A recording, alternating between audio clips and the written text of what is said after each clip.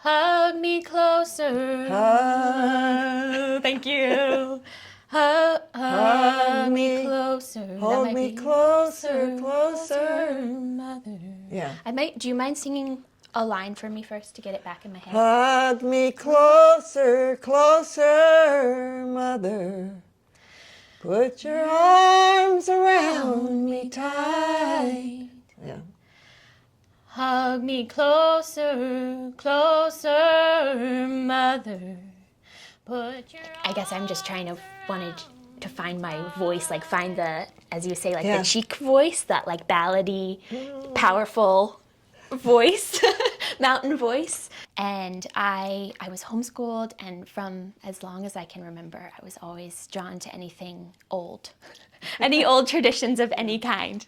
I was the little kid that was learning to spin and taking care of sheep. So it kind of just happened that I was given a mountain dulcimer by a friend who made it, and I wanted to learn to play it, but didn't really have a way to play with other people. So I don't feel like I really got into it until I was 16 and my family moved to Floyd, Virginia, just a little bit south.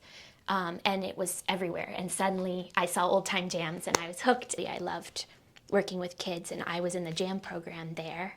So I became like a student teacher with Mac Trainum, who was one of my big teachers there. And then got involved with the handmade music school through the Floyd Country Store. Like singing was like what I wanted to do, but I was very shy about it forever until really recently. But one of my biggest singing heroes was you.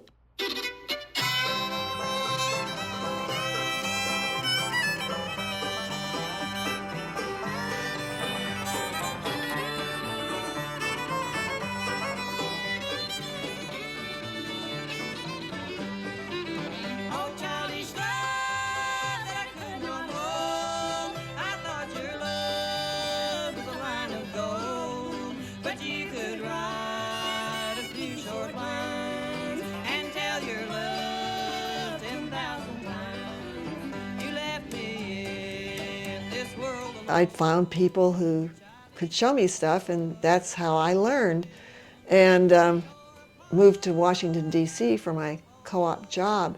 And it was a place of much activity back in the 50s and 60s. There was a lot of music because so many people had moved up from the South to around Baltimore and Washington, including Hazel and her family. You know, when a people moves, their culture goes with them. So there was a lot going on, and that's how I sort of got into it, is through that door, and becoming friends with a lot of people who loved this music and who wanted to play it. And I started listening to Hazel and said, oh man, I want to sing like that. And so I was listening a lot. I was listening way before I ever started singing. And I was too shy to open my mouth for a while. I was excited because I was up close and personal, and I could really, she was my biggest influence, I think, I would say, because she was there. I wasn't listening to her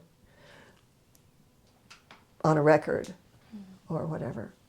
But recordings really influenced me too. Recordings of women singing and ballad singers. Hug me closer, closer, mother. Put your arms around me tight. But then it doesn't. The embellishments become part of the melody, and so, so finding the key, listening to it, and then try it. And then she comes here, and I say, wait a minute. Try this.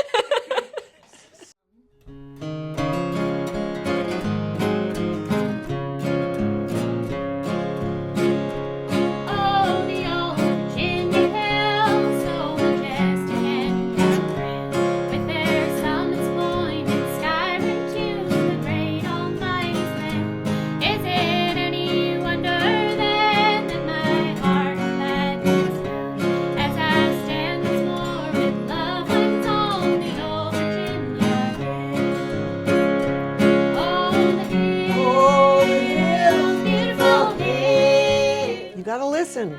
Listen to it. Listen. You know, it's not a written tradition. You can't notate it. You can't notate that kind of stuff. Yeah. And you have to listen. And that's the way they did it back in the day.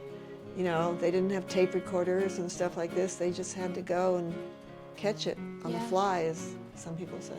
And so I feel like as much as I'm like learning from you, I'm also learning from you how to learn and preserve the music, you know, and how to like pass it along in a way that respects the tradition. And one of my favorite parts is like hearing the stories behind the songs. So, like you've had to deal with lots of questions like who was she and where did she live, and I'm hoping I can store all that in my head. But I also have my little notebook. Anybody's name I bring up, you've played with them or know them. Or I was there the year Dylan went electric. Oh. Whoa!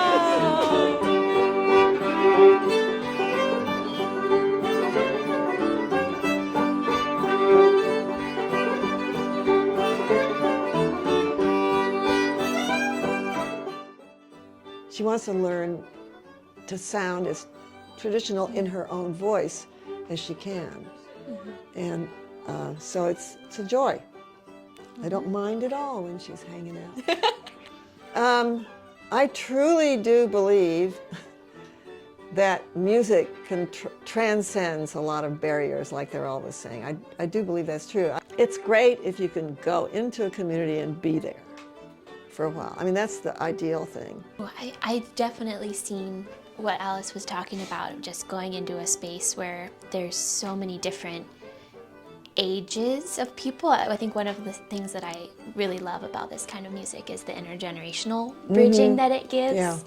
That you can go and flatfoot with a 3-year-old and a 90-something-year-old in the same floor. All these spaces of people, when things were most heated over our Confederate statue in our town or an election, you could still sit on the street and play music with the person in the Trump hat. If you didn't feel that way, you could still find these common grounds. And I think music was just really powerful in that way, and will continue to be more and more necessary, I think, to bridge these gaps. Sunday morning, sun's a shining, flowers are blooming everywhere, birds are singing. I feel like it is very comforting feeling in kind of chaos. And I saw that recently in Southwest Virginia and in North Carolina with Hurricane Helene, like people being totally devastated and overwhelmed and sad and still getting together to play music. I think it's just gonna be more and more necessary, and that we keep it going and we keep bringing people together.